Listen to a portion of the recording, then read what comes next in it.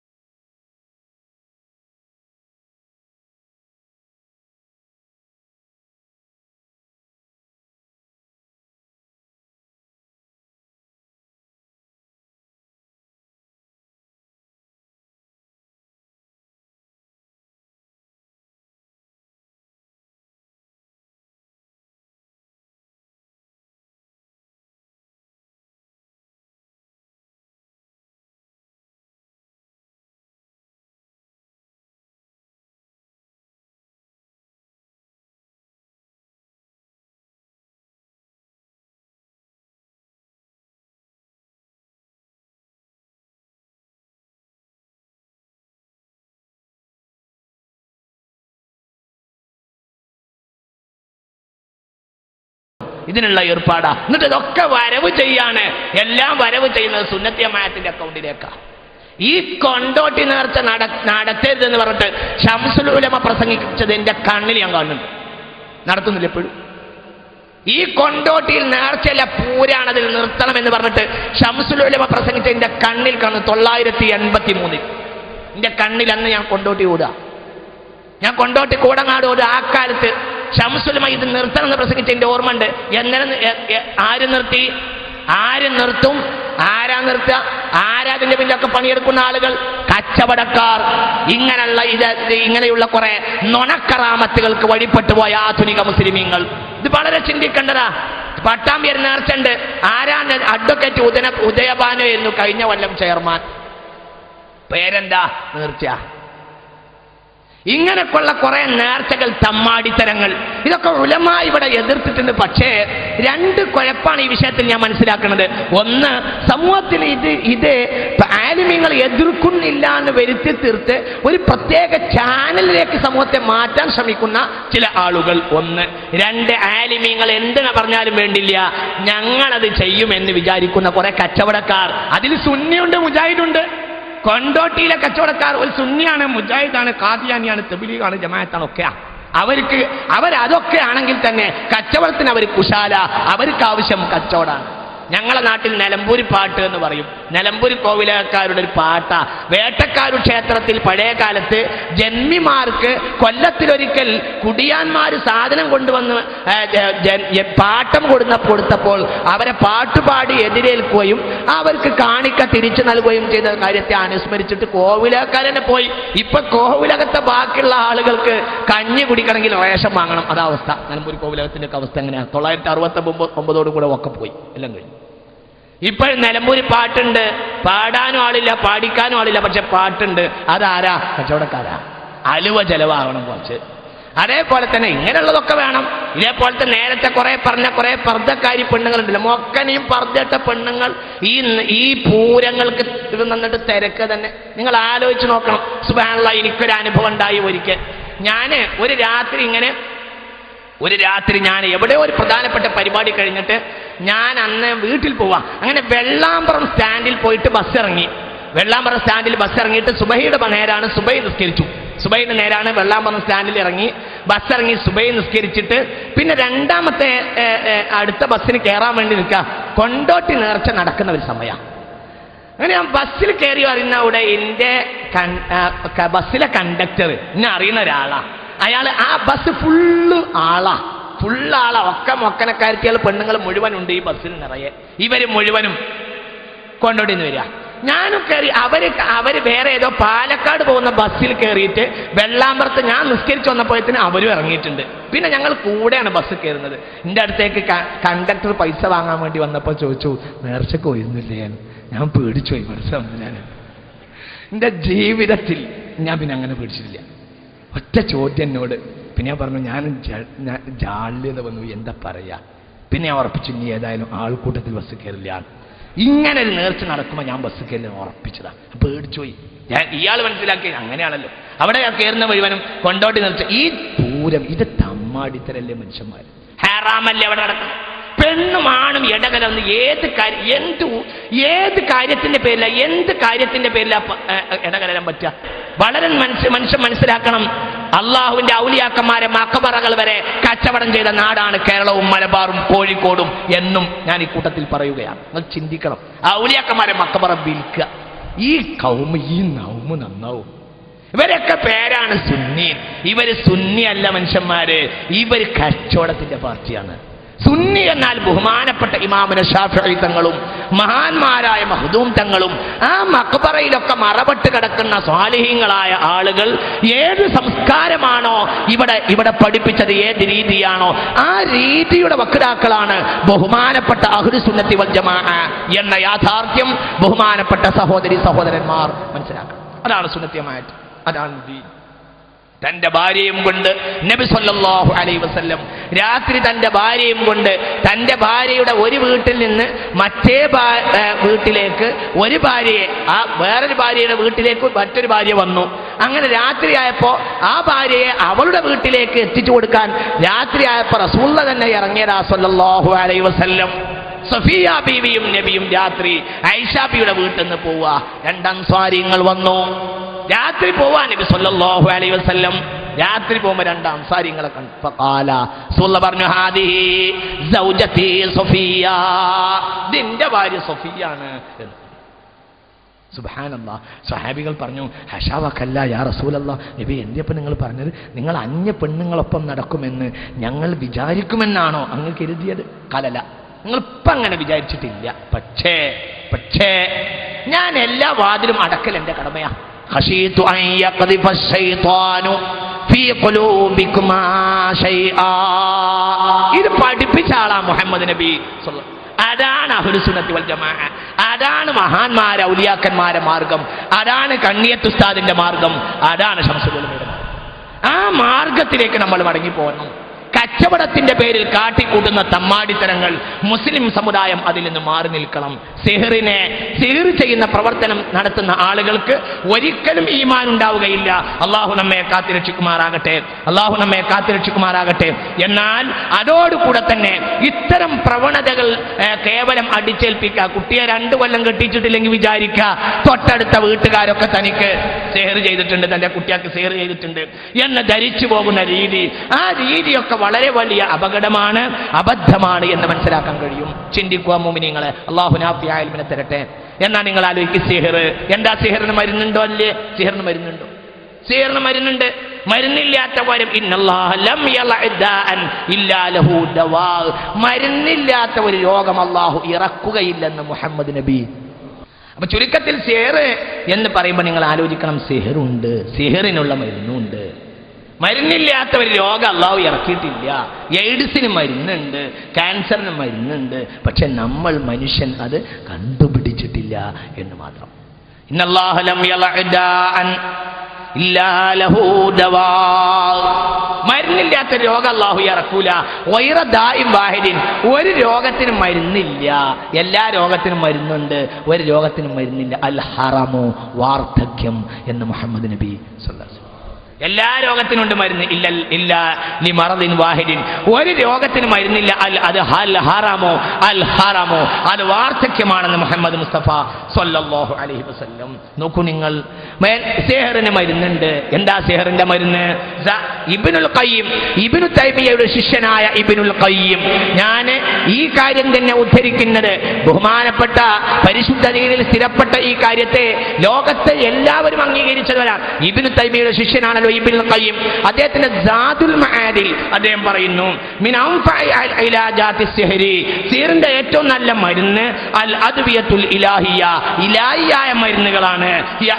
അദ്വിയത്തുൻ നാഫിഅ, അതാണ് ഉപകരിക്കുന്ന മരുന്ന്. ഫഇന്നഹു മിൻ തഅ്സീരിൽ അർവാഹിൽ ഖബീസത്തി സഫലിയ വദഫഉ തഅ്സീരിഹാ യകൂനു ബിമാ യുആരിദുഹാ വയുഖാവിമുഹാ മിനൽ അദ്കാരി വൽ ആയാതി വയസ്തഖദിമു അസ്ഹാബുൽ ഖിബറത്തി ഫി ഹാദാ ശൈനി ആയാതി മുഅയ്യന. നിർദ്ദിഷ്ടമായ ആയത്തുകൾ ഇതിനെ അവലംബിക്കാവുന്നതാണ്.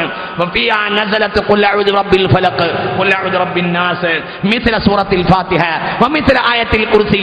ഇങ്ങനെയുള്ള ആയത്തുകളും വഴികളും ഒക്കെ ഇതിനെ ഒരു മനുഷ്യനെ അവലംബിക്കാവുന്നതാണ്. സിഹറുണ്ട്, ആ സിഹറിനുള്ള മരുന്നും അള്ളാഹു ഇറക്കിയിട്ടുണ്ട് എന്ന് നോക്കൂ നിങ്ങൾ.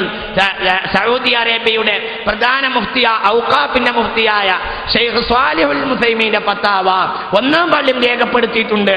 വഖദ് യതഹദ്ദസുൽ ജിന്നിയു, ഒരു ജിന്നി വർത്താനം പറയാം, മിൻ ബാത്തിനിൽ ഇൻസി, മനുഷ്യന്റെ ഉള്ളിൽ നിന്ന്. വയുഖാതിബു മൻ യഖറഉ അലൈഹി ആയാത്തിൻ മിനൽ ഖുർആനി, ഖുർആൻ ആയത്തോടാം അങ്ങോട്ട് സംസാരിക്കാം. റുബ്ബമായ യഖുദുൽ ഖാരി അലൈഹി അഹദൻ, ഈ ഓടുന്ന ആൾക്ക് നിപുണനാണെങ്കിൽ ഇനി ഇങ്ങോട്ട് മടങ്ങി വരരുത്, അല്ലാ യഊദ, ഇനി മടങ്ങി വരരുത് എന്ന് കരാറ് പിടിച്ചിട്ട് അവനെ വിടാം. അതൊക്കെ യോഗ്യതയുള്ള ആളുകൾക്ക് ചെയ്യാൻ കഴിയും.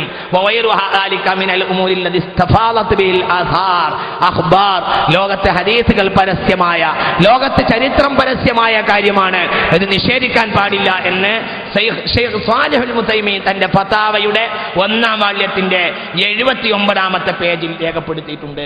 ഇമാം ബുഖാരി പറയുന്നു, നമ്മളടിയിൽ നിന്ന് ശൈത്താൻ ഇളക്കുക എന്നൊരു പരിപാടി ഇല്ലേ? ഇല്ലേ ശൈത്താൻ ഇളക്കാം. സ്വഹീഹുൽ ബുഖാരി. വഖാല ഖതാദതു ലസഈദ് ഇബ്നുൽ മുസയ്യിബ്, പ്രഗൽഭനായ സഈദ് ഇബ്നു മുസയ്യിബ് റളിയല്ലാഹു അൻഹു, പ്രഗൽഭ താബിഈയായ ഖതാദ ചോദിച്ചു, റജുലുൻ ബി തിബ്ബുൻ, ഒരാൾക്ക് സിഹർ ബാധിച്ചിട്ടുണ്ടെങ്കിൽ ആ യുഹല്ലു അൻഹു, അത് ആ യുൻഷറു അൻഹു, അത് ഇളക്കി കളയാൻ പറ്റുമോ? ഖാല, ബഹുമാനപ്പെട്ട സഈദ് റളിയല്ലാഹു അൻഹു പ്രഗൽഭനായ സ്വഹാബിയാണ്. അദ്ദേഹം പറഞ്ഞു ലാ ബഅസ ബിഹി, താബിഈങ്ങളിൽ പ്രഗൽഭനാണ്. അദ്ദേഹം പറഞ്ഞു ലാ ബഅസ ബിഹി, അതിൽ യാതൊരു തെറ്റുമില്ല. ഇന്നമാ യുരീദൂന ബിഹിൽ ഇസ്ലാഹ, അത് നന്മയെ ഉദ്ദേശിച്ച് ചെയ്യുന്ന കാര്യമാണ്. വഅമ്മാ മാ യൻഫഉ, ജനങ്ങൾക്ക് ഉപകാരത്തിന് വേണ്ടി ചെയ്യുന്ന കാര്യങ്ങളെ ഫലം യുൻഹ അൻഹു, അതിനെ തൊട്ട് വിരോധിക്കപ്പെട്ടിട്ടില്ല. സ്വഹീഹുൽ ബുഖാരി, സ്വഹീഹുൽ ബുഖാരി അധ്യായം ബാബു ഹൽ യുസ്തഖ്റജു സിഹ്റു, സിഹറിനെ പുറത്താക്കാൻ പറ്റുമോ എന്ന അധ്യായത്തിൽ, ബാബു ഹൽ യുസ്തഖ്റജു സിഹ്റു, സിഹറിനെ പുറത്താക്കാൻ പറ്റുമോ എന്ന അധ്യായത്തിൽ ബഹുമാനപ്പെട്ട ഇമാം ബുഖാരി ഈ അസർ രേഖപ്പെടുത്തിയിട്ടുണ്ട്. മാത്രല്ല ഇബ്നുൽ ഖയ്യിം തന്റെ ഇഅ്ലാമുൽ മുഖീൻ എന്ന ഗ്രന്ഥത്തിൽ ഈ വിഷയം വളരെ പ്രധാനമായി അൻനുസ്റത്തുൽ ജായിസ, ആളുകളെ അനുവദനീയമായ ശൈത്താൻ ഇളക്കൽ, വയ്യ മാക്കാന ബിറുഖ ശർഇയ്യ, ശർഇയ്യായ മന്ത്രം കൊണ്ടും, വതഅവുദാതി വദഅവാതി, ദുആ കൊണ്ടും, വൽ മുബാഹാതി, ഹലാലായ കാര്യങ്ങളെ കൊണ്ടും, വഗൈറു ദാലിക മിമ്മാ ലാ യതളമ്മനു ഉമൂറൻ ശിർകിയ, ശിർകിയ അല്ലാത്തയൊക്കെ മാർഗങ്ങളിൽ ശൈത്താൻ ഇളക്കി കളയുന്നതിന് വിരോധമില്ല. ഇത് ലോകത്ത് നടപ്പുള്ള കാര്യമാണ്. അറബികൾ ഇത് ചെയ്തിരുന്നു. ഹബീബായ റസൂലുള്ളാഹിന്റെ സ്വഹാബത്തും താബിഈങ്ങളും ഈ കാര്യം അംഗീകരിച്ചിട്ടുണ്ട്. അന്നഫിഹി നഫ്ഉൻ ലിൽ മസ്ഹൂരി വമാ ഫീഹി നഫ്ഉൻ, ഉപകാരമുള്ള കാര്യം ലം യുൻഹ അൻഹു ശാരിഉ യൻഹ അൻഹു ശാരിഉൽ കരീം. വമാ ഫീഹി നഫ്ഉ, ഉപകാരമുള്ള കാര്യം ഒരിക്കലും ബിറുഖ ശർഇയ്യ വൽ അദ്കാർ, നല്ല ശർഇയ്യായ കാര്യങ്ങൾ, ഖുർആനുകൾ, ഹദീസുകൾ, ദുആകൾ, ഇത്തരം കാര്യങ്ങളെ കൊണ്ടൊക്കെയാണ് അത് ഇളക്കിക്കളയാവുന്നതാണ്. ഇബ്നു തൈമിയ രേഖപ്പെടുത്തുന്നുണ്ട്. സാദുൽ മആദിൽ ഇബ്നുൽ ഖയ്യിം ഇബ്നു തൈമിയ തൊട്ട് ധരിച്ചു പറയുന്നു, ഷാഹത്തു ശൈഖന ഇബ്നു തൈമിയ, ഞങ്ങളുടെ ശൈഖായ ഇബ്നു തൈമിയെ യുർസിലു ഇലൽ മസ്റൂഇ, അപസ്മാരം ബാധിച്ച ആളുകളെ അടുക്കിലേക്ക് പറഞ്ഞേക്കും. മൻ യുഖാതിബു റൂഹ, ഉള്ളിൽ കടന്ന റൂഹിനോട് സംസാരിക്കാവുന്ന ഒരാളെ, ശൈത്താന്റെ റൂഹിനോട് സംസാരിക്കാവുന്ന ഒരാളെ. എന്നിട്ട് ഫഖാല ശൈഖു ഉഖ്റുജി ഫഇന്ന ഹാദാ ലാ യഹല്ലു ലക, ഞാൻ നിനക്ക് ഞങ്ങളെ ശൈഖ് എന്നോട് ഇറങ്ങാൻ പറഞ്ഞിട്ടുണ്ട് എന്ന് ഇബ്നു തൈമിയയുടെ ശിഷ്യന്മാർ പൈശാചിക ബാധയേറ്റുന്ന ആളുകളോട് പോയി പറയാറുണ്ട്. അതോടുകൂടെ തന്നെ ഫയുഫിഖുൽ മസ്റൂഉ, ആ രോഗിക്ക് അതിൽ നിന്ന് അയാളുടെ സോക്കേട് മാറുകയും അയാൾ രക്ഷപ്പെടുകയും ചെയ്യുന്ന സംഭവം ഞാൻ നേരിട്ട് കണ്ടിട്ടുണ്ട്. ഫുർബമാക്കാനത്തി റൂഹ് മാരിദത്തൻ, ചിലപ്പോൾ മൂട്ട് കാട്ടുന്ന ശൈത്താനാണ് ണെങ്കിൽ അടിച്ചിട്ട് പുറത്താക്കാറുണ്ട്. ഈ സംഭവത്തിൽ ഒരു സംഭവം, കുവൈത്ത് ഔഖാഫിന്റെ ഒരു സംഭവം പറയുന്നുണ്ട്. ഇതിന്റെ 45-ാമത്തെ പേജിൽ കുവൈത്ത് ഔഖാഫിന്റെ ഒരു സംഭവം പറയുന്നുണ്ട്. കുവൈറ്റ് ശബാബ് വാരിക 3-ലേറെ മാസങ്ങൾ പരസ്യം ചെയ്ത ഒരു പ്രസിദ്ധീകരണമാണ്. ഇത് നിഷേധിക്കാൻ പറ്റില്ല. ഇവിടുത്തെ പല ആളുകൾക്കും ഇത് ചിന്തിക്കാൻ വേണ്ടി, ആ സത്യത്തെ ബോധ്യപ്പെടുത്താൻ വേണ്ടിയാണ്. ഗൾഫിലെ പ്രമുഖ സലഫി സംഘടനകളിൽ ഒന്നാണ് കുവൈറ്റിലെ യഹ്യാ തുറാസിൽ ഇസ്ലാമി. അവരുടെ മുഖപത്രമാണ് അൽ ഫുർഖാൻ മാസിക. അതിന്റെ 108-ാം ലക്കത്തിൽ പ്രമുഖ സലഫി പണ്ഡിതനും മുഫ്തിയുമായ ഷെയ്ഖ് മുഹമ്മദ് അൽ ജുനൈദി ഒരു ചോദ്യത്തിന് മറുപടി നൽകിയത് ശ്രദ്ധിക്കുക. ചോദ്യം: ജിന്നുബാധയകറ്റാൻ വടി, ചങ്ങല, വൈദ്യുതി തുടങ്ങിയ ഉപയോഗിക്കുന്നതിനെ കുറിച്ച് എന്ത് പറയുന്നു? ഉത്തരം: അടിക്കുന്ന സമ്പ്രദായം നബി സല്ലല്ലാഹു അലൈഹി വസല്ലം അംഗീകരിച്ചതാണ്. എന്നാൽ അടിക്കുന്നതിൽ പരിശീലനം നേടിയവർ മാത്രമേ അടിക്കാവൂ. ഒരാൾക്ക് ശൈത്താൻ ബാധിച്ചു എന്നെഴുതി എല്ലാവരും പോടാന്ന് പറഞ്ഞാൽ പോവില്ല. ഒരാള് അഹ്മദ് ബിൻ ഹംബൽ റളിയല്ലാഹു അൻഹു ഒരാളടുത്തേക്ക് പറഞ്ഞയച്ചു, ഒരു സിഹർ ബാധിച്ച ഒരാളടുത്തേക്ക് പറഞ്ഞയച്ചു. ഈ ചെരുപ്പ് എന്റെ ചെരുപ്പാണ്, ഈ ചെരുപ്പും കൊണ്ടുപോ അയാളോട്. ഈ ചെരുപ്പിന്റെ ഉടമസ്ഥനായ അഹമ്മദ് എന്നോട് പോകാൻ പറഞ്ഞിട്ടുണ്ടെന്ന് പറഞ്ഞാൽ ശൈത്താൻ പോയിക്കോളും എന്ന് പറഞ്ഞു. ഈ ആൾ ഈ ചെരുപ്പും കൊണ്ട് പോയി. ഇമാം സുയൂത്തി റളിയല്ലാഹു അൻഹു അൽ-ലുഖത്തുൽ മർജാൻ എന്ന ഗ്രന്ഥത്തിൽ ഇത് രേഖപ്പെടുത്തുന്നുണ്ട്. ഈ ചെരുപ്പും കൊണ്ടുപോയി. ഈ ചെരുപ്പിന്റെ ഉടമസ്ഥനായ അഹ്മദ് ബിൻ ഹംബൽ വലിയ മഹാനാണ്, എന്നോട് പുറത്തു പോകാൻ പറഞ്ഞിട്ടുണ്ടെന്ന് ശൈത്താനോട്, ആ വ്യക്തിയുടെ ഉള്ളിലുള്ള ശൈത്താനോട് ഒരാൾ പോയി പറഞ്ഞു. അതോടുകൂടെ തന്നെ ശൈത്താൻ പറഞ്ഞു, അഹ്മദ് ബിൻ ഹംബൽ പറഞ്ഞാൽ മൻ അതാ അല്ലാഹു അതാഅഹു കുല്ലു ഷൈഇൻ, അല്ലാഹുവിനെ പേടിക്കണോ എല്ലാവരും പേടിക്കണമല്ലോ, ഞാൻ പോയിക്കോളാന്ന് ശൈത്താൻ പറഞ്ഞു. ശൈത്താൻ പോവുകയും ചെയ്തു. അഹ്മദ് ബിൻ ഹംബൽ വഫാത്തായി. കുറെ കാലം കഴിഞ്ഞു. ഈ പെണ്ണിന് ഈ സോക്കട് പിന്നെ ഇളകി. അപ്പോൾ ആ കൂട്ടത്തിൽ ആ പള്ളിയിൽ വേറൊരു മുഫ്തി ഉണ്ടായിരുന്നു. അയാളോട് ഈ വിഷയം പറഞ്ഞപ്പോൾ ആളുകൾ പറഞ്ഞപ്പോൾ ഇയാളോട് വന്ന് പറഞ്ഞു, ഇങ്ങനെ ഈ കുട്ടിക്ക് വീണ്ടും ഇറങ്ങിയിട്ടുണ്ട്, അഹ്മദ് ബിൻ ഹംബൽ ഇങ്ങനെ ഉണ്ടായിരുന്നു. അപ്പോൾ ആ മുഫ്തി ചോദിച്ചു, എന്താ അഹ്മദ് ചെയ്തിരുന്നത്? അഹ്മദ് ബിൻ ഹംബൽ ചെരുപ്പ് കൊണ്ടുപോയിട്ട് ഈ ചെരുപ്പിന്റെ ഉടമസ്ഥൻ പോകാൻ പറഞ്ഞിട്ടുണ്ടെന്ന് പറഞ്ഞാൽ അതോടുകൂടെ സോക്കട് മാറിയിരുന്നു. അപ്പം മുഫ്തി എന്ത് ചെയ്തു എന്നറിയോ? മൂപ്പരെ ചെരുപ്പെടുത്തു. ചിന്തിക്കണം. മൂപ്പരെ ചെരുപ്പെടുത്തിട്ട് പറഞ്ഞു, ഇതാ നീ അതുപോലെ തന്നെ പറഞ്ഞേക്ക്, ഈ ചെരുപ്പിന്റെ ഉടമസ്ഥനായ മുഫ്തി എന്നോട് പോകാൻ പറഞ്ഞിട്ടുണ്ട്, ശൈത്താനോട് പറഞ്ഞേക്ക്. ഈ ആളെ ഉള്ളിൽ കയറിയ ശൈത്താനോട് പോയി പറഞ്ഞേക്ക്. ഈ ആള് ഈ ചെരുപ്പും കൊണ്ട് പോയി. ചെരുപ്പും കൊണ്ടുപോയിട്ട് ചെരുപ്പ് ഇങ്ങനെ കാണിച്ചു, ഇതാ ഈ ചെരുപ്പിന്റെ ഉടമസ്ഥനായ മുഫ്തി എന്നോട് പോകാൻ പറഞ്ഞിട്ടുണ്ട്. രോഗി ഈ ചെരുപ്പിട് വാങ്ങി ഒരൊറ്റേറ് മറ്റവന്റെ മുഖത്തേക്ക് തന്നെ. എടാ, ആൺകുട്ടികൾ പറഞ്ഞാലേ ഞങ്ങൾ പോവുള്ളൂ, ഇവരെ പോലത്തെ കള്ളന്മാർ പറഞ്ഞാൽ പോവില്ല എന്ന് പറഞ്ഞു. ഇത് ലുഖത്തുൽ മർജാനിൽ ബഹുമാനപ്പെട്ട ഇമാം സുയൂത്തി ആ സംഭവം രേഖപ്പെടുത്തുന്നുണ്ട്. അപ്പൊ ആൺകുട്ടിയാവണം, കഴിവുണ്ടാവണം. എല്ലാ കള്ളന്മാർക്കും പോകുന്ന എങ്ങനെ? എത്ര കാലം ചില ചികിത്സാരികൾ അടുത്തേക്കൊക്കെ നടന്ന് ബസ്സുകാർ ഫ്രീ കയറ്റി കൊണ്ടുപോകുന്ന രോഗികളില്ല ഈ നാട്ടിൽ. നടന്ന് അവസാനം ബസ്സിന് പൈസ തീർന്നിട്ട് രോഗികളെ ഫ്രീ ബസ്സുകാർ കയറ്റി കൊണ്ടുപോകുന്ന ഒന്നുമില്ല. അവിടെ ഇരിക്കേ. ഒരു ചെറിയ ഒരു പ്രശ്നത്തിന് ഇങ്ങനെ പായാണെങ്കിൽ എന്താ അള്ളാനെ പേടിയാണ്, എന്ത് പേടിയാ മനുഷ്യന്മാർ. നിങ്ങൾ ചിന്തിക്കും. ഒന്നുമില്ല, നിങ്ങൾ ചിന്തിക്കും. അള്ളാഹു നാഫിയായതിനെ തരട്ടെ. നമ്മൾ ആലോചിക്കണം. അപ്പൊ ചുരുക്കത്തിൽ നോക്കൂ, നിങ്ങൾ അടിച്ചു പുറത്താക്കാം, അത് ചെയ്യാം, റസൂൽ അംഗീകരിച്ച കാര്യമാണെന്ന് ഈ ഗ്രന്ഥത്തിലെ ഈ സംബന്ധമായ പണ്ഡിത കുവൈറ്റ് ഔഖാഫിന്റെ പ്രധാനപ്പെട്ട പണ്ഡിത ഫത്വ ഈ ഗ്രന്ഥത്തിൽ രേഖപ്പെടുത്തിയിട്ടുണ്ട്. നിങ്ങൾ മനസ്സിലാക്കണം, ഇവിടുത്തെ സലഫി സമൂഹം പ്രസിദ്ധീകരിച്ച പുസ്തകമാണ്. ഞാൻ എതിർക്കുകയല്ല, എതിർക്കാൻ വേണ്ടി പറയല്ല, പക്ഷേ സത്യാവസ്ഥ ബോധ്യപ്പെടുത്താൻ വേണ്ടി ലോകത്ത് ഈ കാര്യം മുഴുവനും അംഗീകരിക്കുന്ന യാഥാർത്ഥ്യമാണ് എന്ന് പറയാൻ വേണ്ടിയാ. കഴിവുള്ളവർ ചെയ്യണം, ഒരാൾ കഴിവില്ലെങ്കിലോ അയാൾ ചെയ്യാൻ പാടില്ല. നബി സല്ലല്ലാഹു അലൈഹി വസല്ലം പറഞ്ഞു, സല്ലല്ലാഹു അലൈഹി വസല്ലം ഒന്ന് ഉറക്ക സലാത്തിൽ ഹബീബായ റസൂലുള്ളാഹി പറഞ്ഞു, അൻ അംരി ബിൻ ശുഐബിൻ ഖാല റസൂലുള്ളാഹി, ഹബീബായ റസൂലുള്ളാഹി സ്വല്ലല്ലാഹു അലൈഹി വസല്ലം പറഞ്ഞു, മൻ തതബ്ബബ, ഒരാൾ ഒരു സുഖക്കേട്, ഒരാൾ ഒരു സിഹറിനെ ചികിത്സിച്ചു, വലാ യുഅലമു മിൻഹു തിബ്ബുൻ, അയാൾക്ക് ആ സുഖക്കേട് ചികിത്സിക്കാൻ അറിയില്ലെങ്കിൽ ഫഹുവ ളാമിനുൻ, അയാൾ ഉത്തരവാദിയാണ്. മനസ്സിലായില്ല? അടിച്ചു പൊട്ടിച്ചു, ഇയാൾക്ക് ആ സുഖക്കേട് അറിയില്ല, ഇയാൾ ആരോ അടിക്കാനാണ്, ഇയാളും അടിക്കാൻ വേണ്ടി പറഞ്ഞതാണ് എങ്കിൽ ഫഹുവ ളാമിനുൻ, അയാൾ അതിന് ഉത്തരവാദിയാണ് എന്ന് വളരെ വ്യക്തമായി പറഞ്ഞിട്ടുണ്ട്. അപ്പൊ ഞാൻ ചുരുക്കത്തിൽ പറഞ്ഞു കൊണ്ടുവരുന്നത്, വിശ്വാസികൾ മനസ്സിലാക്കണം, നീട്ടി പറയുന്നില്ല, ഈ യാഥാർത്ഥ്യം നമ്മൾ ചിന്തിക്കേണ്ട ഒരു പരമാർത്ഥമാണ്.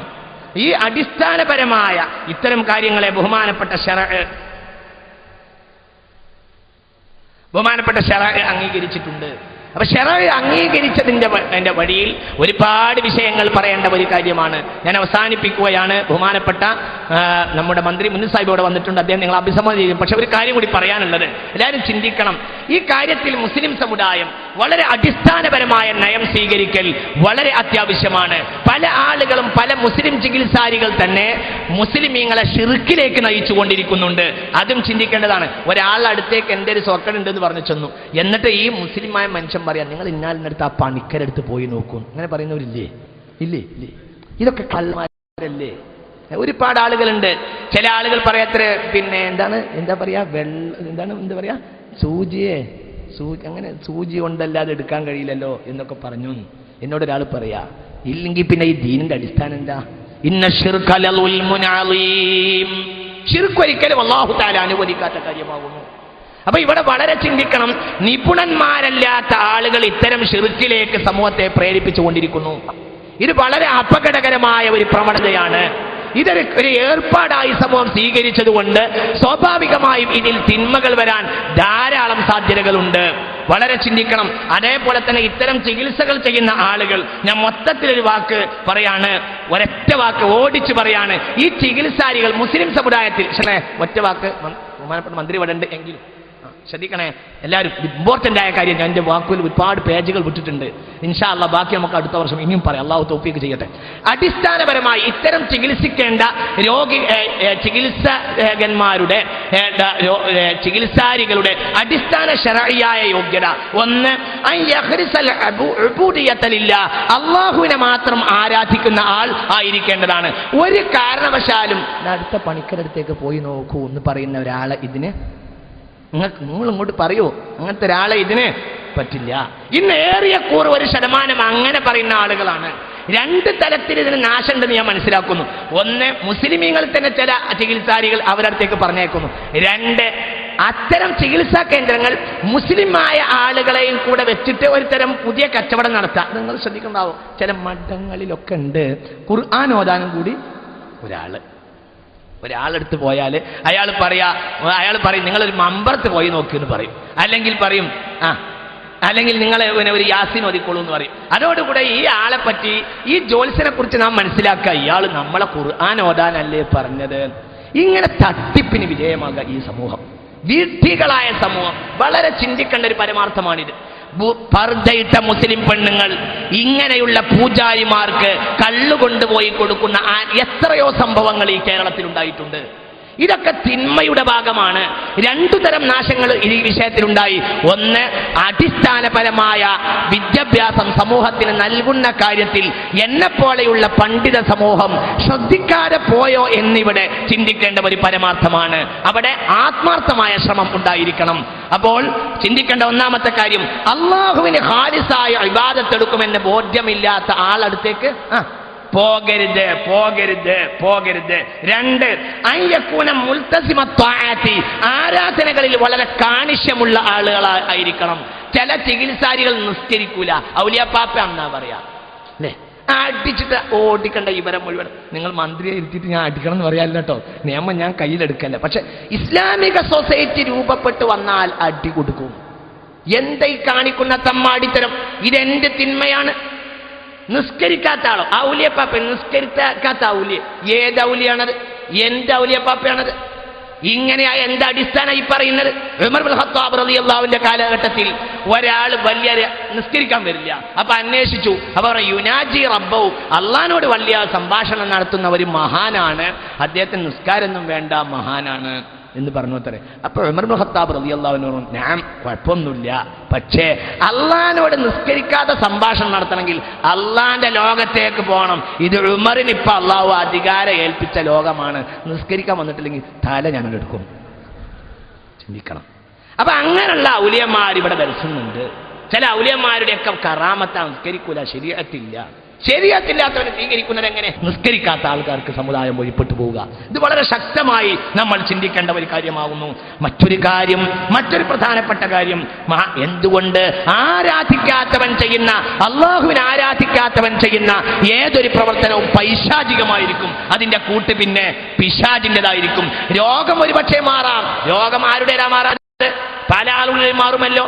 പല വഴിയിലും രോഗം മാറാം. ഞാനത് ഈ ഇത്ര പബ്ലിക്കായ സദസ്സായതുകൊണ്ട് ഞാൻ പറയുന്നില്ല. രോഗം സിഹ്ർ കൊണ്ട് മാറാമല്ലോ, ജ്യോത്സ്യപ്പണി കൊണ്ട് മാറാമല്ലോ. അള്ളാഹു നമ്മെ അനുവദിച്ചിട്ടില്ലല്ലോ. അത് വളരെ ഗൗരവമായി ചിന്തിക്കേണ്ട ഒരു പരമാർത്ഥമാണ്. മറ്റൊരു കാര്യം, ബഹുമാനപ്പെട്ട നമ്മുടെ ശറഅ് നമ്മെ പഠിപ്പിച്ചത് അയ്യകൂന മുജ്തനിബൻ ലിൽ മുഹറമാതി, ഹറാമിൽ നിന്ന്, ഇങ്ങോട്ട് ശരിക്കൂ, മനസ്സിലാവണില്ലേ, അവസാനിപ്പിക്കാം.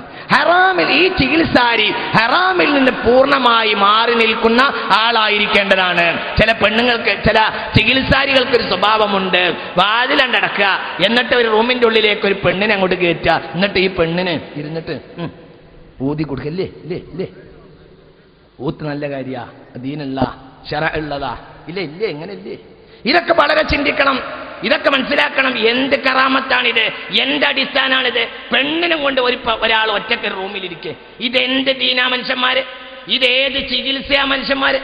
എന്ത് അടിസ്ഥാനമായി പറയുന്നതിനൊക്കെ ഉള്ളത്? ഊതല്ലേ മിണ്ടണ്ടാൻ. അവസാനം പണ്ഡിതന്മാരായ എന്നെ പോലത്തെ ആളുകൾ വിചാരിക്കുക ഇത് ഊതാണല്ലോ നമ്മൾ മിണ്ടണ്ട, നമ്മൾ മിണ്ടണ്ട എന്ന് പറഞ്ഞാൽ എന്താവും ഈ അവസ്ഥ? അപ്പൊ ചുരുക്കത്തിൽ ഇത് തിന്മയാണ്. ശക്തമായ എന്നാൽ അടിസ്ഥാനപരമായ അള്ളാന്റെ ഖുർആൻ കൊണ്ട് ഊതുന്നതിനുള്ള മഹത്വം സ്വഹീഹുൽ ബുഖാരി രേഖപ്പെടുത്തിയ അനവധി സംഭവങ്ങൾ നമ്മൾ കണ്ടു കഴിഞ്ഞു. അത് സത്യമാണ്, യാഥാർത്ഥ്യ. പക്ഷേ അതിന് സ്ഥാപനവൽക്കരിക്കുന്ന ഒരു തിന്മയായി മാറിയിരിക്കുന്നു എന്ന യാഥാർത്ഥ്യം നാം മനസ്സിലാക്കണം. ഹറാം ചെയ്യുന്ന ഒരു ചികിത്സാരിയല്ല, അവൻ ഔലിയ പാപ്പയല്ല, അവൻ കള്ളനാണ് എന്ന് നമ്മൾ ചിന്തിക്കണം. അവൻ കള്ളനാണ്. പെണ്ണിനെയും കൊണ്ട് ഒരാൾ റൂമിൽ കയറി ഊതിയാൽ എന്താ പിന്നെ നടക്കുക? ഞാനവിടെ വിശദീകരിച്ച് പറയണില്ല. ഒരാണ് ഒരു പെണ്ണും ഒരു റൂമിൽ ഒറ്റക്ക് ഒരുമിച്ച് കൂട്ടിയാൽ മൂന്നാമത്തെ ആൾ പിശാചാണെന്ന് മുഹമ്മദ് നബി സല്ലല്ലാഹു അലൈഹി വസല്ലം. മുഹമ്മദ് നബി സല്ലല്ലാഹു അലൈഹി വസല്ലം പറഞ്ഞ നിയമം ഔലിയാക്കും ഖ്വാജക്കും ശൈഖിനും തങ്ങൾക്കും മൂല്യർക്കും ഒക്കെ ബാധകമാണ്. ഇത് ആരും വലിയ ശൈഖ് മുഹമ്മദ് നബിയാണ്, പിന്നെ വേറെ ശൈഖ് ഇല്ല സല്ലല്ലാഹു അലൈഹി വസല്ലം. അപ്പൊ അള്ളാഹുവിന്റെ നിയമം ഈ പരിശുദ്ധമായ ദീനിലെ രണ്ട് പ്രവണതകൾ അബദ്ധമാണ്. ഒരു വിഭാഗം ആളുകൾ ഉൽപ്പതിഷ്ണുക്കളാണെന്ന പേരിൽ അടിസ്ഥാനപരമായ സത്യങ്ങളെ മറച്ചു പിടിക്കുന്നു.